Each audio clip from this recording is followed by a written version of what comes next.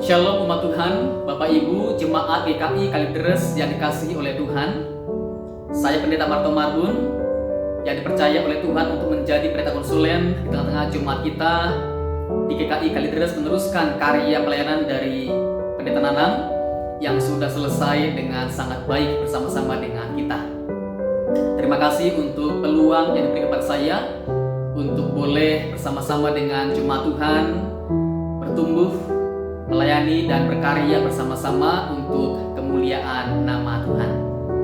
Ini merupakan momen pertama saya untuk menyampaikan sapaan gembala kepada Bapak Ibu jemaat sekalian, dan saya senang boleh berbagi firman, berbagi pengalaman bersama-sama dengan jemaat Tuhan di GKI Kalideres.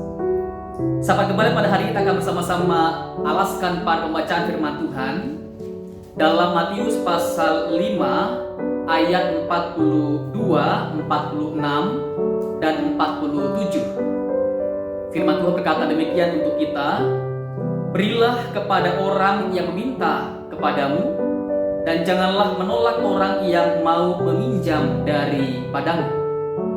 Apabila kamu mengasihi orang yang mengasihi kamu, apakah upahmu?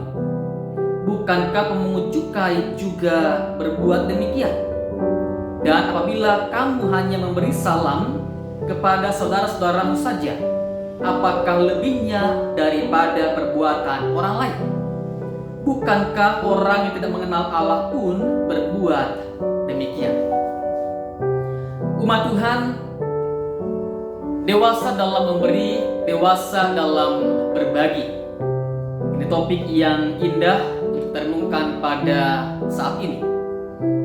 Di tengah pandemi yang kita alami, yang telah kita lewati lebih dari setahun lamanya ini, ada banyak pengalaman yang dapat kita saksikan tentang orang-orang yang memberi, berbagi hidup dengan orang-orang yang lain.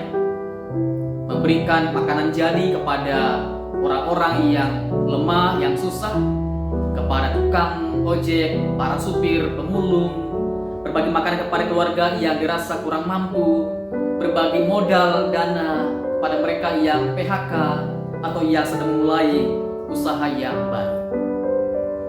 Ada banyak orang yang dengan kemurahan hati yang besar mereka bersedia berbagi hidup, berbagi berkat kepada orang-orang yang lain. Namun juga banyak orang yang terasa sangat berat, sangat enggan, sangat sulit untuk berbagi dengan orang-orang yang lain. Padahal mereka secara kemampuan ekonomi mereka mampu, mereka punya untuk bisa dibagikan kepada orang-orang yang lain.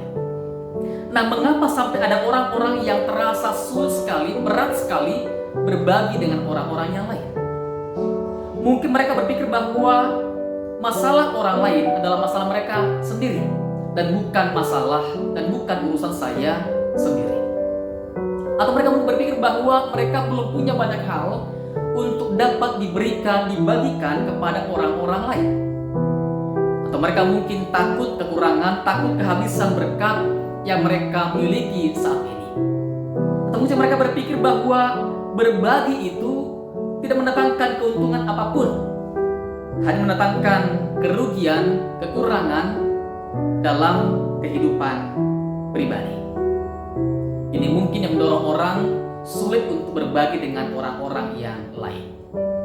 Padahal berbagi itu merupakan perkara yang sangat mulia, yang sangat indah, yang sangat memberkati banyak kehidupan di tengah kesulitan yang sedang dialami oleh banyak orang oleh karena pandemi yang kita hadapi bersama-sama ini. Nah, saudara-saudara, dalam teks pada hari ini diungkapkan bahwa ada dua kadar dalam orang memberi.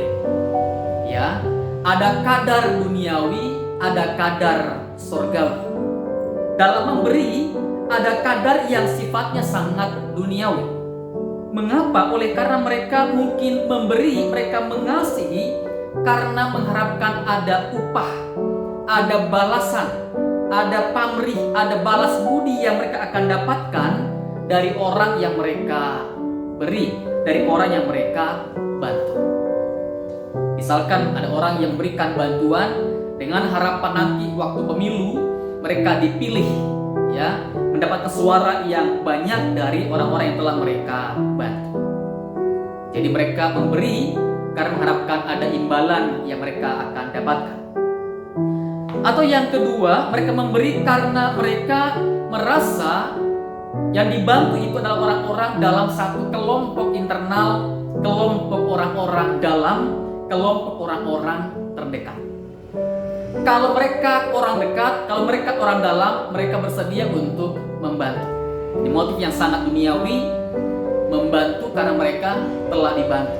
Membantu karena mereka merupakan orang-orang dekat, orang dalam yang mereka rasa layak untuk dibantu. Nah, saudara, kalau demikian motif kita dalam memberi, maka apa bedanya dengan orang-orang dunia yang belum mengenal Tuhan? Karena orang-orang berdosa pun juga membantu orang-orang dekat mereka. Karena orang-orang yang berdosa pun juga membantu dengan harapan mendapatkan imbalan dari orang yang mereka bantu.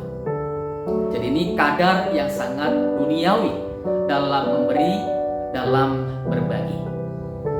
Nah, saudara, harapan kita adalah ada kadar yang lebih mulia, kadar yang lebih indah dalam memberi, berbagi kepada orang yang lain. Ini adalah kadar surgawi dalam memberi yang harus kita tumbuhkan dalam semangat hidup kita.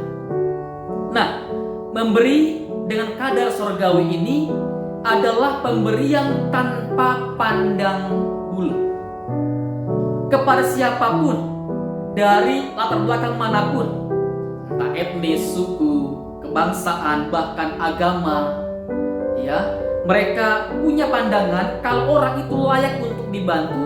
Kalau mereka sangat butuh untuk dibantu, maka mereka layak untuk mendapatkan bantuan.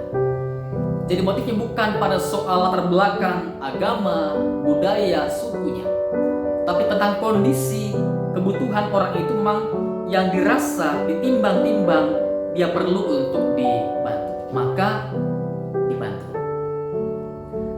Dan juga kadar surgawi ini mendorong kita untuk bersedia berbagi atau memberi kepada orang yang selama ini mungkin bersikap bermusuhan dengan kita, memusuhi kita. Bahkan mereka-mereka yang kita rasa pernah menyakiti, melukai kita, orang yang pernah menganiaya kita, kalau mereka dalam kondisi yang sedang butuh bantuan, dalam kondisi yang sangat sulit, yang sangat kritis, maka mereka harus dibantu. Ini sama seperti sikap Allah yang memberikan berkat matahari dan hujan kepada semua orang. Orang yang benar, orang yang tidak benar, orang yang saleh, orang yang berdosa, mereka diberkati oleh Tuhan tanpa pandang bulu. Demikian pula orang-orang beriman harus tergerak hatinya untuk bersedia memberikan ungkapan kasih kepada semua orang tanpa pandang bulu. Ini merupakan kadar surgawi dalam memberi. Memberi dengan sungguh-sungguh, dengan segenap hati, dengan sepenuh hati, dengan tulus kepada orang-orang yang dirasa ditimbang-timbang mereka layak untuk dibantu. Umat Tuhan, kita perlu merenungkan sejauh ini bagaimana kita merespon atau menanggapi kehidupan kita yang telah diberkati oleh Tuhan. Apakah berkat itu kita hanya simpan untuk diri kita sendiri? Apakah berkat itu hanya kita kelola, kita manfaatkan untuk kesenangan, kepuasan diri kita sendiri? Umat Tuhan, kita dipanggil oleh Tuhan untuk diberkati dan juga untuk menjadi berkat bagi orang-orang yang lain. Diberkati untuk memberkati kehidupan banyak orang. Dalam memberi, kita akan juga mengalami bagaimana kasih Tuhan, anugerah atau berkat Tuhan tidak pernah habis dalam kehidupan kita.